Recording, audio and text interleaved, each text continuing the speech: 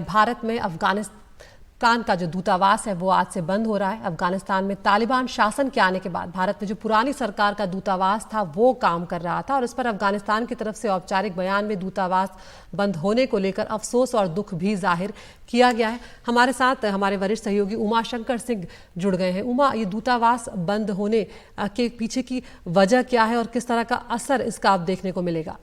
जी देखिए अदिति, जो ये 2 पन्नों का बयान जारी किया गया है, इसमें मोटे तौर पे 3 वजह बताई गई है। पहला वजह तो ये बताया गया कि भारत की तरफ से जो मदद चाहिए थी वो मदद नहीं मिली, जो डिप्लोमेटिक सपोर्ट चाहिए था वो नहीं मिला, इस वजह से बंद करना पड़ रहा है। दूसरी वजह ये बताई गई है कि अफगानिस्तान के नागरिकों की जो उम्मीद थी उस पर ये दूतावास खड़ा नहीं उतरा। जाहिर है इसके ज़रिए एक इंटरनल बात करना चाह रहे हैं अफगानिस्तान के दूतावास के लोग, क्योंकि हज़ारों की तादाद में भारतीय छात्रों को जो अफगानिस्तान के छात्रों को जो भारतीय वीज़ा मिलने में जो मदद मिलती थी वो यहाँ से नहीं हो पा रहा था। और तीसरी वजह है वो बताई गई है कि किस तरीके से जो जो वीज़ा के नवीनीकरण में दिक्कत आई, जो राजनयिक थे यहाँ पर, तो एक तरह का ये आरोप लगाया गया जिसका कि भारत के सूत्रों ने खंडन किया है। मोटे तौर पे इस पूरे बयान से ये बात निकलकर सामने आती है कि जो रिसोर्सेज का क्रंच था उसकी वजह से इसको बंद करना पड़ा, क्योंकि अफगानिस्तान में जब से तालिबान की सरकार आई वो ये चाहती थी कि उनके अपने नुमाइंदे यहाँ पर हों, और क्योंकि जो यहाँ मौजूदा राजदूत जो थे फारिद मामून जई, उन्होंने तालिबान की सत्ता के सामने सिर झुकाने से मना किया और वो जो पुरानी अशरफ गनी गवर्नमेंट की जो पॉलिसीज थी और जो उनकी बातें थी उनको लेकर ही आगे बढ़ने की उन्होंने कोशिश की, और तभी दोनों में रिफ्ट पैदा हुआ। वहाँ से पैसे आने बंद हुए, बहुत सारे जो कर्मचारी हैं उनको घटाया गया,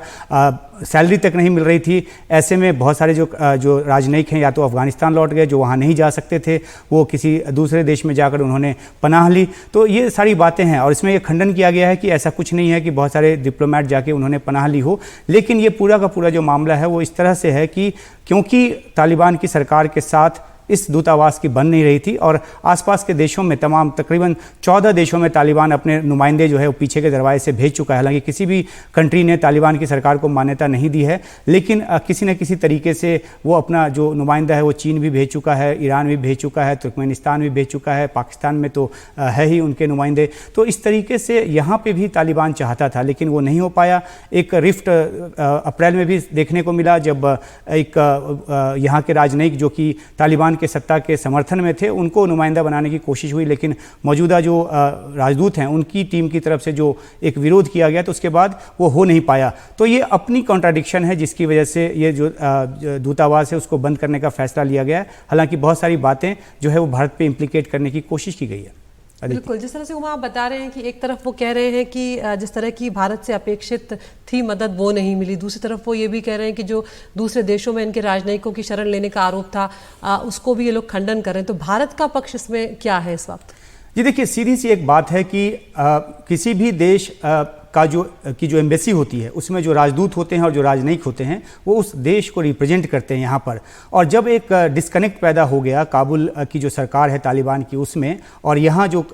अफगानिस्तान का दूतावास है उसमें, तो उसमें भारत जो है वो तो एक थर्ड पार्टी है। भारत ने अपनी तरफ से पूरी कोशिश की, जो हमें जानकारी मिली है कि जो भी वीज़ा के नवीनीकरण की बात हो उसमें भी भारत ने अपनी तरफ से मदद की। भारत जो है वो मानवीय सहायता के तौर पर गेहूँ आदि दवा जो है वो सब भेजता रहा, वैक्सीन भेजा भारत ने अफगानिस्तान। तो जो मानवीय सहायता है वो भारत करता रहा, लेकिन भारत की भी ये दिक्कत है कि क्योंकि तालिबान की सरकार को मान्यता नहीं दी हुई है तो ऐसे में वो बात किसके ज़रिए करे। एक तो जो अनौपचारिक चैनल के ज़रिए दोनों देशों के बीच जो है वो बातचीत हो रही है और भारत का हित भी इस बात में है कि अफगानिस्तान में उसकी मौजूदगी बनी रहे और इसलिए वो व्यवहारिक रिश्ता बनाकर तालिबान के साथ चलना चाहता है। और तभी पिछले साल जो है टेक्निकल टीम के ज़रिए वहाँ पर जो भारत का मिशन है उसको फिर से शुरू भी किया गया। तो अब अफगानिस्तान में भारत की मौजूदगी कई वजहों से ज़रूरी है, बहुत सारे प्रोजेक्ट्स चल रहे हैं उसको पूरा करने के लिए, और ख़ासतौर पे पाकिस्तान जिस तरह से अपना एक स्ट्रेटेजिक डेप्थ देखता रहा है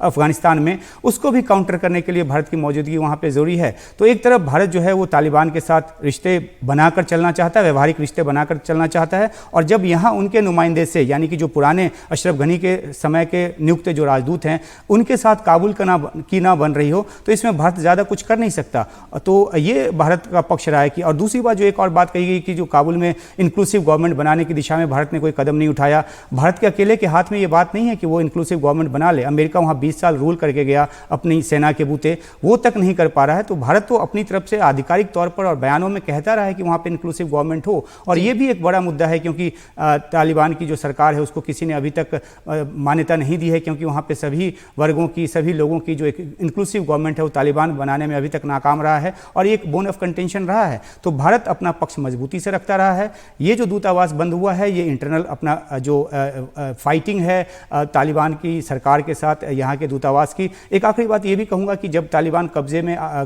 के कब्जे में काबुल आया उसके बाद तकरीबन 70 देशों में जो अफगानिस्तान के राजनयिक थे उन्होंने उस सत्ता को नहीं स्वीकारा, लेकिन धीरे धीरे तालिबान जो है अपने नुमाइंदे भेजता गया और जैसे जैसे बाकी देशों में भी कैश क्रंच होता रहा, रिसोर्सेज कट होते रहे, तो वो जो एम्बेसीज हैं वो भी तालिबान के पक्ष में जाती रहीं। तो वही स्थिति यहाँ पर है। और जो कॉन्सुलेट की बात की गई है हैदराबाद और मुंबई की, तो वहाँ के भी डिप्लोमेट जो हैं वो तालिबान के टच में हैं, उनके साथ उनके रिश्ते बेहतर हैं, तो वहाँ पे वो अपना काम करते रहेंगे। और इस बयान में ये भी कहा गया है कि उनका जो काम है वो लेजिटिमेट नहीं माना जाएगा क्योंकि वो लेजिटिमेट गवर्नमेंट के साथ काम नहीं कर रहे। तो अपना इनका पक्ष रहा है, अपना एक इंक्लूसिव गवर्नमेंट लेकर चलने का पक्ष यहाँ की दूतावास का रहा है और वो पूरा नहीं हो पाया है और संसाधन की कमी हुई है, इसकी वजह से दूतावास बंद हुआ है।